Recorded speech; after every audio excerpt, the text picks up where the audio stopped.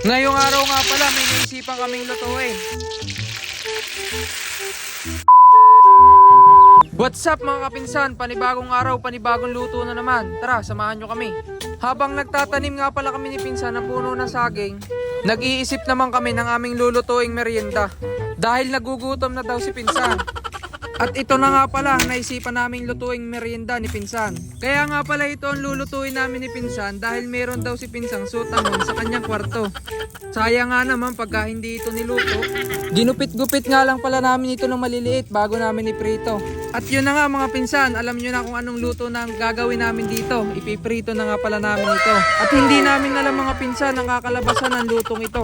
Sa tingin nyo mga pinsan, masarap kayang iprito ito? I-comment nyo naman kung nasubukan nyo na ang ganitong luto. Syempre, wag nyo kakalimutan mga pinsan, mantika first muna. At bago ang lahat mga pinsan, salamat pa rin sa mga patuloy na sumusuporta sa aming mga ginagawang video. Sana patuloy nyo pa rin kaming suportahan. Thank you all. Ganito nga lang pala mga pinsan ang kinakalabasan pagka ipiniprito ang sotanghon. Tingnan nyo naman mga pinsan. Oh. Hindi nga pala namin inaasahan mga pinsan na ganito ang kakalabasan pagka ipinrito ang sotanghon. Dahil ang alam lang namin sa sotanghon na luto ay sinasabawan. May naimbento na naman ang magpinsan.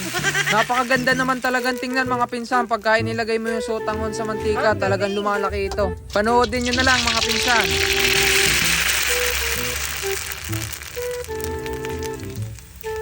Satisfied. At ito nga pala mga pinsan ang naluto namin sa isang balot na sotanghon. At lalagyan naman namin ito ni pinsan ng cheese powder. At habang nilalagay nga pala ni pinsan ang cheese powder, talagang natatakam na kami. Nakakapaglaway din.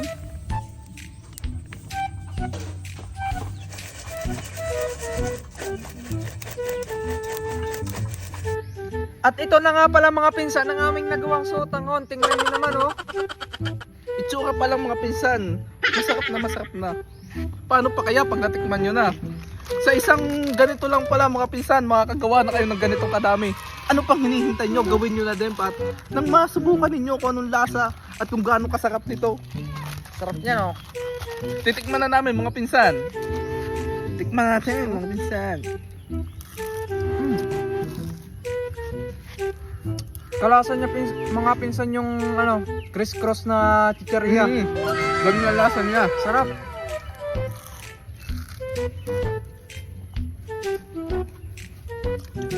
Biruin nyo sa isang sotanghon lang na yun, ang dami na nagawa. Pwede siya pang merienda. Pwede din siya snack. Kaya subukan nyo na. Sarap oh.